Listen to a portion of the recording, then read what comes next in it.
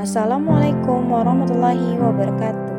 Kami dari kelompok 3 akan membahas tentang tahap 2 menentukan bukti penilaian. Kami yang beranggotakan Bella Laurentina, Lydia Puspitasari, Nur Kholida, dan Yulia Arumsari. Tahap 2 menentukan bukti penilaian.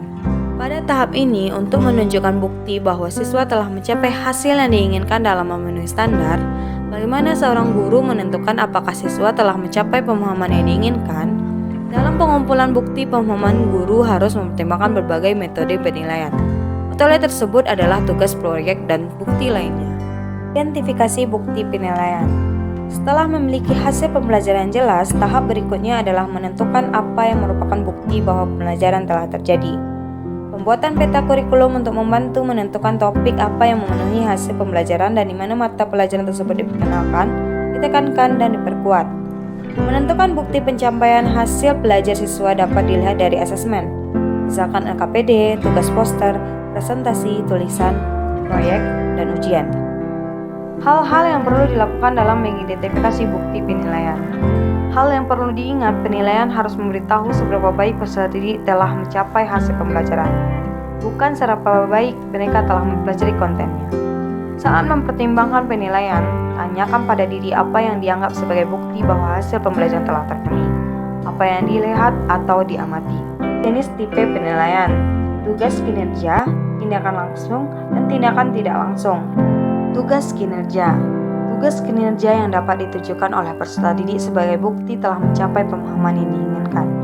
6 aspek penilaian tugas kinerja, yaitu menjelaskan, menginterpretasikan, mengaplikasikan, memiliki sudut pandang, empati, dan pengetahuan pribadi. Tindakan langsung. Tindakan langsung adalah metode penilaian yang paling dapat diandalkan dan juga penting.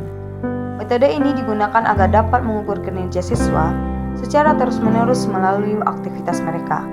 Metode ini dilakukan melalui tugas rumah, bacaan esai, soal dari pekerjaan rumah, makalah, proyek, pertunjukan, ujian sebelum atau sesudah program, portofolio pembelajaran, ujian komprehensif, dan presentasi lisan.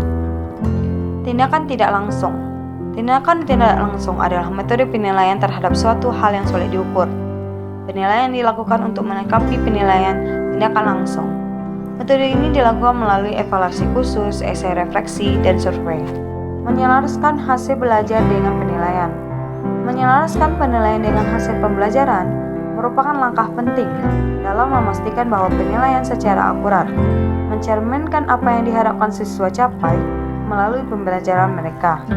Langkah-langkah untuk menyelaraskan hasil belajar dengan penilaian. Langkah yang pertama, menjelaskan tujuan pembelajaran. Langkah pertama adalah menjelaskan dengan jelas tujuan pembelajaran yang ingin dicapai untuk kursus atau unit pembelajaran tersebut. Tujuan pembelajaran harus merinci apa yang diharapkan siswa diketahui, pahami, dan bisa lakukan pada akhir periode pembelajaran. Langkah kedua, merancang tugas penilaian. Buatlah tugas penilaian yang langsung berhubungan dengan tujuan pembelajaran. Pastikan tugas-tugas tersebut jelas, relevan, dan memberikan kesempatan bagi siswa untuk menunjukkan pengetahuan, pemahaman, dan keterampilan mereka sebagaimana diuraikan dalam hasil pembelajaran. Dan langkah yang ketiga, mengembangkan kriteria penilaian. Tetapkan kriteria atau rubrik penilaian jelas untuk mengevaluasi kinerja siswa pada tugas penilaian. Kriteria ini seharusnya selaras dengan hasil pembelajaran dan memberikan pedoman spesifik untuk menilai pencapaian siswa. Langkah keempat, memberikan umpan balik. Berikan umpan balik positif, identifikasi area perbaikan, dan berikan arahan yang jelas. Untuk penilaian, gunakan kriteria yang telah ditetapkan sebelumnya. Berikan nilai dan pastikan siswa memahami hasilnya. Langkah kelima, menggunakan hasil penilaian untuk meningkatkan pembelajaran. Gunakan hasil penilaian untuk menginformasikan praktik pengajaran dan menyesuaikan instruksi yang diberikan. Identifikasi area-area di mana siswa mungkin kesulitan untuk mencapai hasil pembelajaran dan berikan dukungan atau sumber daya tambahan yang diperlukan. Langkah keenam, mengevaluasi efektivitas penilaian.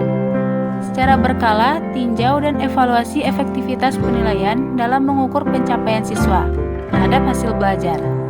Lakukan penyesuaian terhadap metode atau tugas penilaian sesuai kebutuhan untuk memastikan keselarasan dan meningkatkan validitas dan reliabilitas penilaian.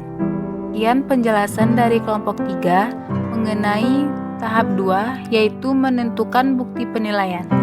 Wassalamualaikum warahmatullahi wabarakatuh.